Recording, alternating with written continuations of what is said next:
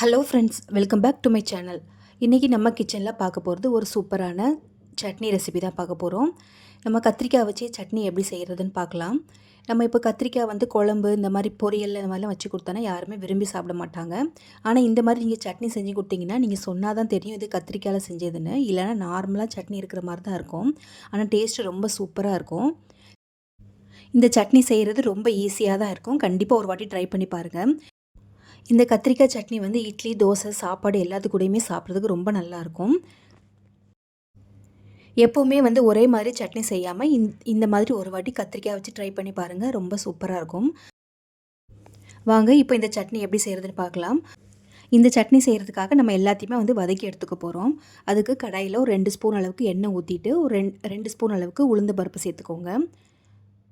இப்போ இந்த உளுந்து பாதி அளவுக்கு ஃப்ரை ஆகி வந்ததுக்கப்புறமா 1 ஸ்பூன் அளவுக்கு கடலைப்பருப்பு சேர்த்துக்கோங்க. கடலைப்பருப்பு உளுந்து உங்களுக்கு எவ்வளோ விருப்பமோ அந்த அளவுக்கு சேர்த்துக்கலாம். இப்போ இந்த ரெண்டுமே நல்லா பொரிஞ்சு வரட்டும். அடுப்பை நல்லா சிம்லே வச்சுக்கோங்க. இது பொரிஞ்சிட்டே இருக்கும்போதே மற்ற சாமான்களையும் இதில் நம்ம சேர்த்துக்கலாம். இப்போ பாருங்கள், நமக்கு பாதி அளவு பொரிஞ்சு வந்திருக்கு. இப்போ இது கூட கொஞ்சமாக புளி சேர்த்துக்கலாம். ஒரு நெல்லிக்காய் சைஸ் அளவுக்கு புளி சேர்த்துக்கோங்க. இந்த சட்னி செய்கிறதுக்கு கண்டிப்பாக புளி சேர்த்துக்கோங்க. அப்போ தான் ரொம்ப நல்லாயிருக்கும். இப்போ இது கூடவே கொஞ்சமாக பூண்டு சேர்த்துக்கலாம். ஒரு 10 பல் அளவுக்கு பூண்டு சேர்த்துக்கோங்க. இப்போ இது கூட இந்த சட்னிக்கு தேவையான அளவுக்கு நம்ம காஞ்ச மிளகாய் சேர்த்துக்கலாம். நான் ஒரு 2 காஷ்மீர் ரெட் சில்லியும் அதுக்கப்புறமா ஒரு 4லேருந்து 5 நார்மல் ரெட் சில்லியும் சேர்த்துருக்கேன். உங்கள் காரத்துக்கு எவ்வளோ வேணுமோ அந்தளவுக்கு சேர்த்துக்கோங்க. இந்த சட்னி கொஞ்சம் காரசாரமாக இருந்தால் தான் ரொம்ப நல்லாயிருக்கும். இப்போ இது கூட கட் பண்ணி வச்சுருக்கேன் வெங்காயம், தக்காளி சேர்த்துக்கலாம். நான் ஒரு 2 பெரிய சைஸில் வெங்காயமும் ஒரு 2 தக்காளியும் சேர்த்துருக்கேன். தக்காளி, வெங்காயம் உங்களுக்கு எவ்வளோ அளவுக்கு சட்னி வேணுமோ அந்த அளவுக்கு சேர்த்துக்கோங்க. இப்போ இது வதங்கிட்டு இருக்கும்போதே இந்த சட்னிக்கு தேவையான அளவுக்கு நம்ம உப்பு சேர்த்துக்கலாம். உப்பு சேர்த்து வதக்கும் போது உங்களுக்கு சீக்கிரமாகவும் வதங்கி வரும். இப்போ இந்த வெங்காயம், தக்காளி எல்லாமே நல்லா மசிஞ்சு வர அளவுக்கு வதக்கி விட்டுக்கோங்க.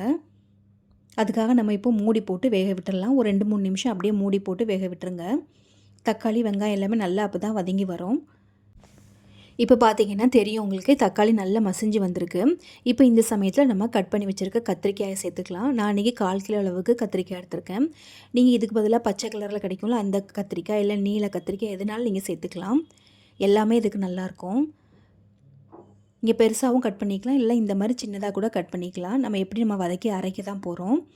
இப்போ எல்லா கத்திரிக்காயும் இதில் சேர்த்துட்டு நல்லா கலந்து விடுங்க.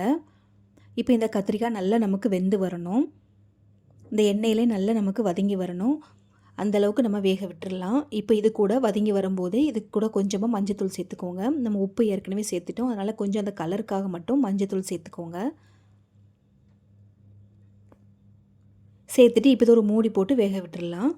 கத்திரிக்காய் நல்லா வெந்து வரணும். அப்போ தான் உங்களுக்கு சட்னி அரைச்சி சாப்பிடும்போது ரொம்ப நல்லாயிருக்கும். ஒரு 3லேருந்து 4 நிமிஷம் ஆகும் உங்களுக்கு இந்த கத்திரிக்காய் நல்லா வெந்து வரதுக்கு. இப்போ பாருங்கள், ஒரு 4-5 நிமிஷம் ஆயிருக்கு. கத்திரிக்காய் இப்போ நமக்கு நல்லா வெந்து வந்திருக்கு. இப்போ எல்லாமே நமக்கு நல்லா மசிஞ்சு வேக வச்சு எடுத்தாச்சு. இப்போ இதை நம்ம தனியாக ஆற வச்சுக்கலாம். ஆற வச்சுட்டு நீங்கள் மிக்ஸி ஜாரில் சேர்த்துக்கோங்க.